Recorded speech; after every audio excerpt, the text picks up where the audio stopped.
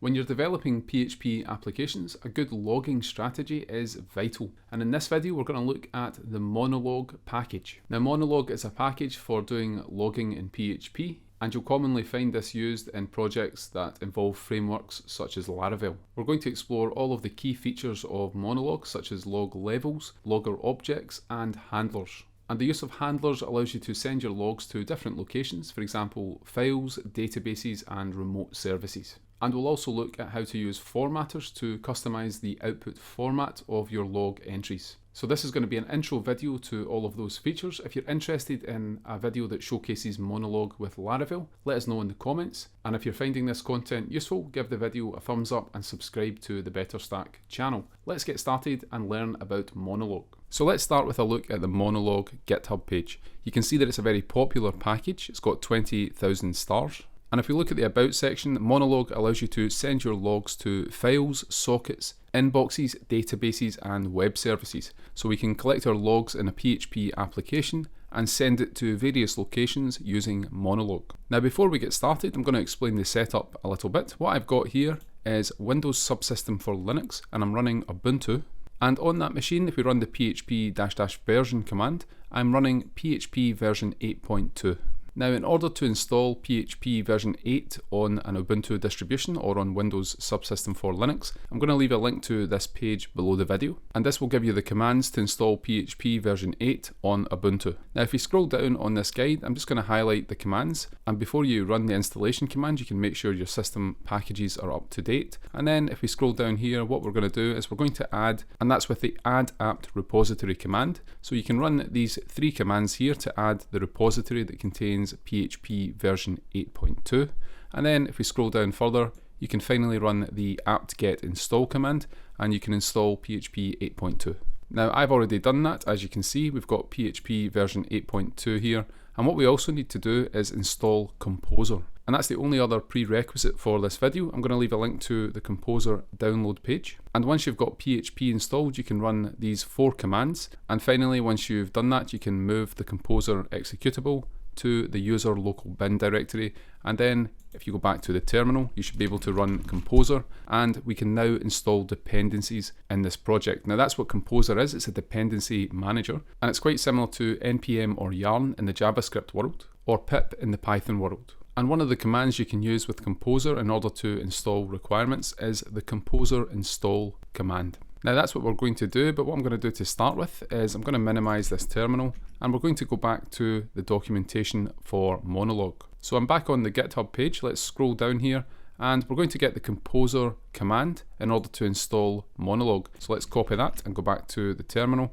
and we're going to paste that in here and install Monolog into this project. Now that's going to create some artifacts in the project directory. You can see we now have a composer.json file, and that has listed the dependency for Monolog here, and we also have a composer.lock file as well. And this is useful because it locks the dependencies of your project to a known state. So this can be committed to GitHub, and if your developers all pull from that repository, they can install the correct versions of all of the packages. Now, as well as those two files, we also have a vendor directory, and that's where the source code for these packages is stored. And we also have an autoload.php file. Now what I'm going to do is clear the terminal, and we're going to go back to this app.php file, and at the top of that file what we're going to do is we're going to use the require once statement, and we're going to require the autoload.php file that Composer has added to the vendor directory. Once we've done that, I'm going to go back again to the Monolog GitHub page, and we're going to look at the basic usage of Monolog here.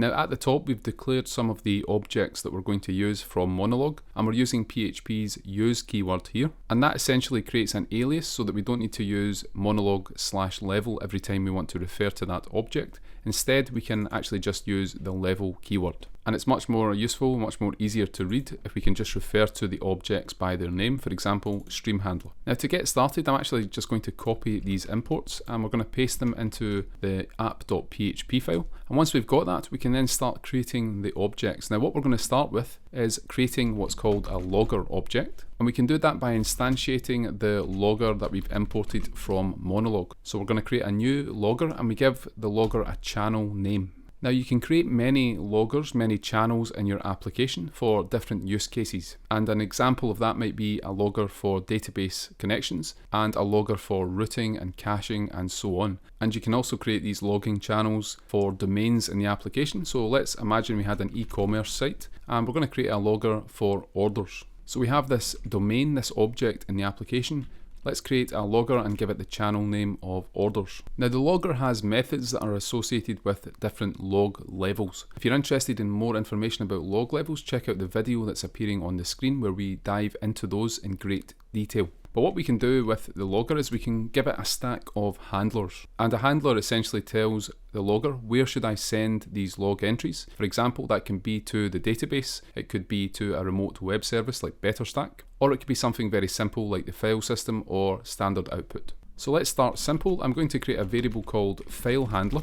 And that's going to be a new stream handler. Now we imported the stream handler from Monolog, and what we're going to give this is a directory for the file. So we're going to use this variable here to refer to the current directory, and then we're going to append the file name to that. Now I'm just going to call the file orders.log, and for that handler we can pass a level, and I'm going to pass the info level here. And what this means is that only logs with a level of info or above are going to be sent to this stream handler and to the orders.log file. So the stream handler will only process entries with a level of info or above. Once we've created the file handler, we can take the logger object and we can call a method on that, and that's the push handler method. And the push handler method, we can pass in our file handler into that, and that's going to attach that file handler to our logger object. Now we can do more with the logger, such as add a formatter. We're going to see that later in the video. And what I'm going to do now is just underneath these lines of code, we can actually use the log level methods that are on the logger object. So let's do that now. We're going to use the logger and we're going to call the info method, and we can pass a message into that, for example, order placed. And I'm going to copy that line below, and this time we're going to call the logger's error method. And I'm going to create an imaginary error message here, order placed for an item that's out of stock. Now what we want to see when we run this is a file called orders.log created on the left hand side. So I'm going to execute this script now, and once that's done you can see the orders.log file that's appearing here. Now let's examine these log entries a little bit. We have the timestamp here, and then we have the level. So for example, orders.info, that's the info level, and we also have the error level. And then we get the message that we passed to those methods, order placed, and also the one for the error. And finally, we get two empty arrays here.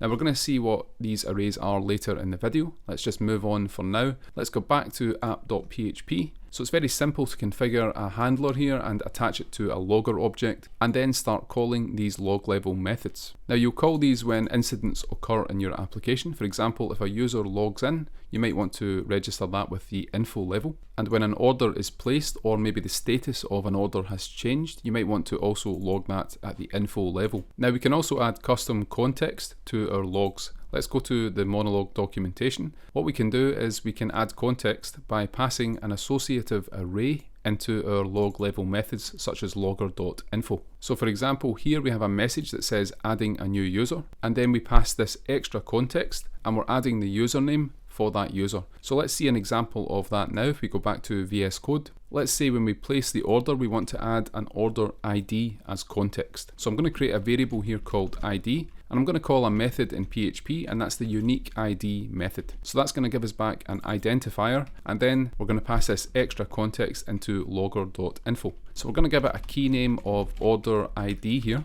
and we're going to give it a value of that ID we got back from calling that function. So let's save this and again run the application, and we're going to go back to orders.log, and this time you can see for the order here we have an order being placed, but we get the additional context here, and this additional context is what is represented by this first array. So if there's no additional context, that will be an empty array, but if we have any data, we get it back here in this key value structure. Now at the moment we're logging to a file, but what if we also want to log to standard output? So for example, on the terminal, I want to see the log messages appearing when I run the program. What we're going to do now is we're going to add a second handler to our logger object. So let's take this file handler here, and I'm going to copy that to the line below, and we're going to rename this second one, and we're going to call it standard output handler. Now we need to change this here. We're not going to be logging this to a file, Instead, what we're going to do is we're going to log to standard output. Now I'm going to go to this page in the documentation,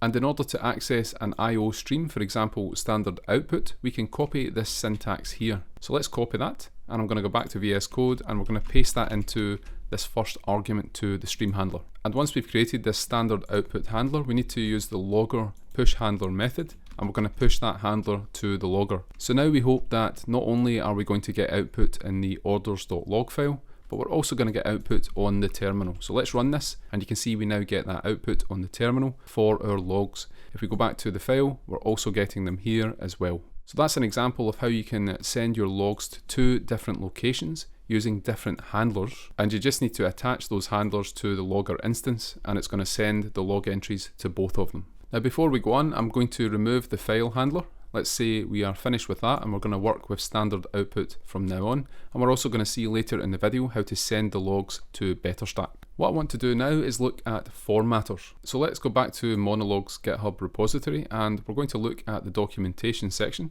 And if we go to this page on handlers, formatters and processors, we're going to see some examples of formatters. Now formatters determine what the output log entries look like and what fields they contain. Let's go down to the formatters section here, and we're going to look at some of these formatters. So one example would be a line formatter, which just formats the log entry into a single line string.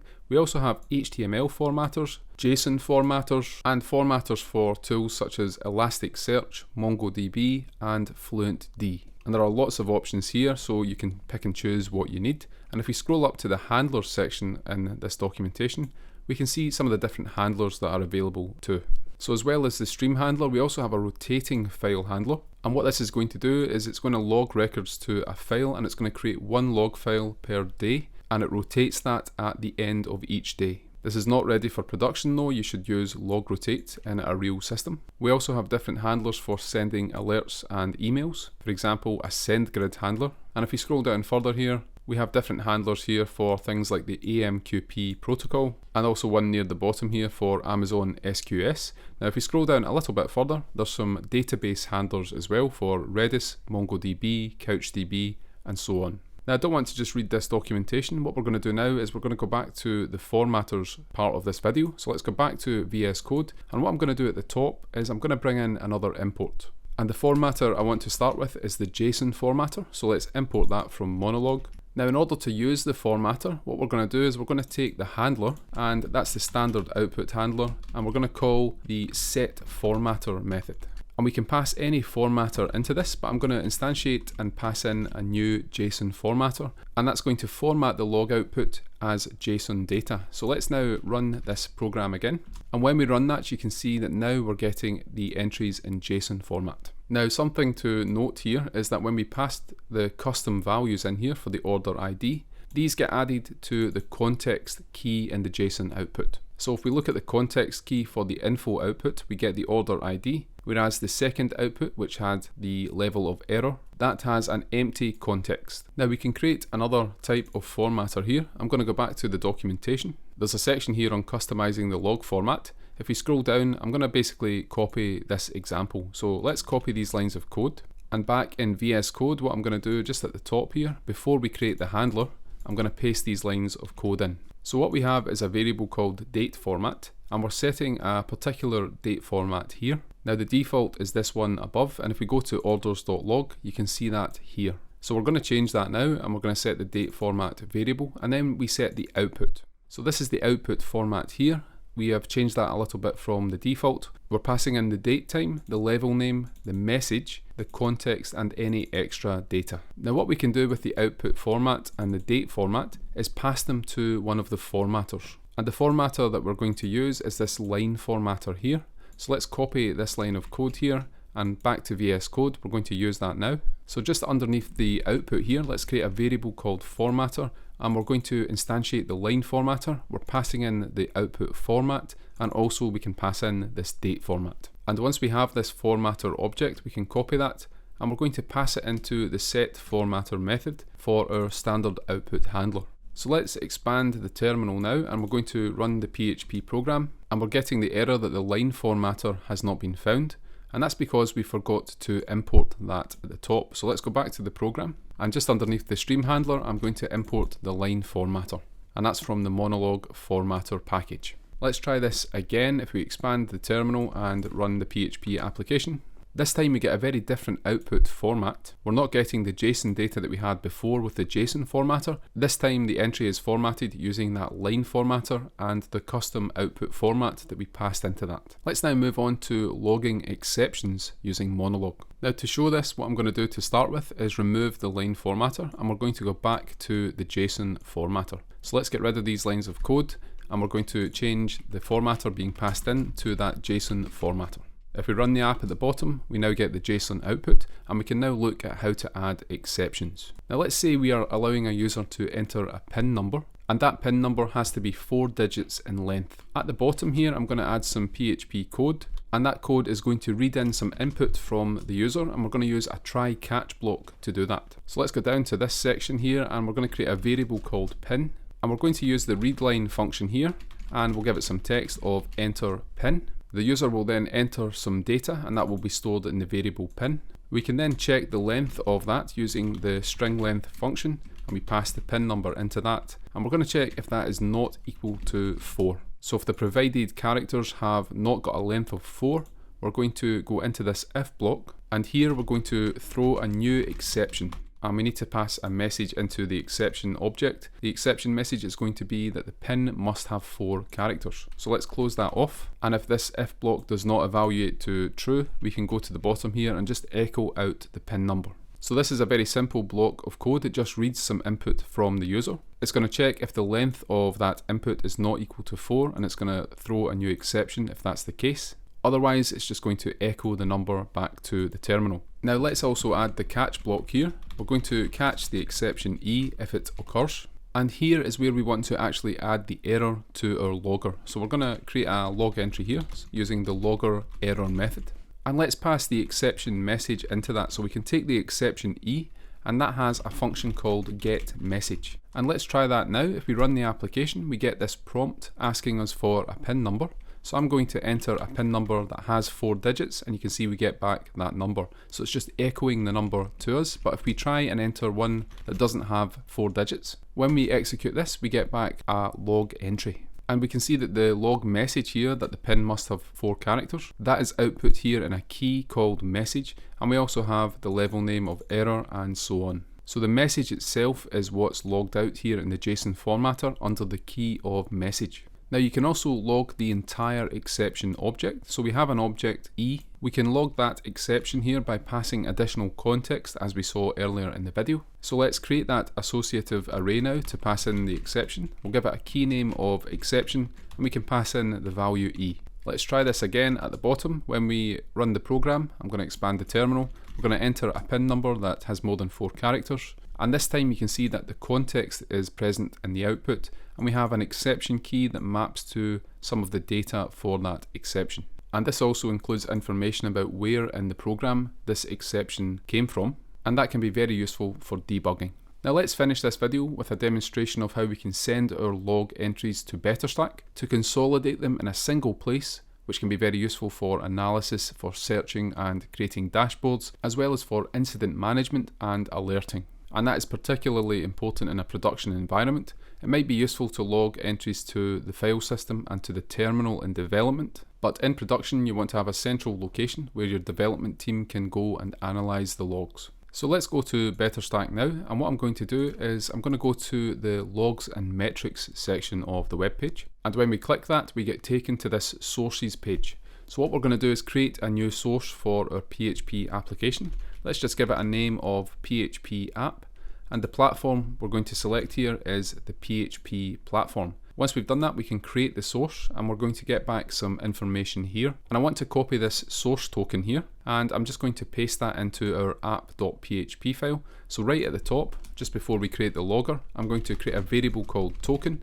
and store that in that variable. Now in production, you definitely don't want to be doing this in a file that you might commit to GitHub. This token should be read from an environment file in production. And once you have that token, we're going to go back to some BetterStack documentation on PHP logging. And this is a very easy page. It contains 3 very simple steps for setting up the BetterStack PHP client library. And that library is called Monolog Logging.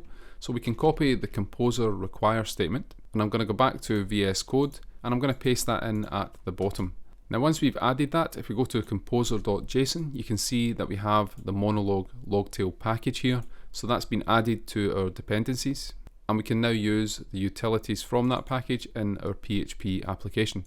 So let's close this file. If you're having any problems installing that, what you need to do is install the curl extension for PHP. Now if you installed PHP 8.2 earlier in the video using that link, you should have access to this package here, and it's PHP 8.2-curl. And once that's installed, we can go back to our code here. We have the token. What we now need to do is go back to the documentation, and what we need to import is the logtail handler. So let's do that just now. If we copy that import, we're going to go back to the top here, and now we can use the logtail handler directly in our code.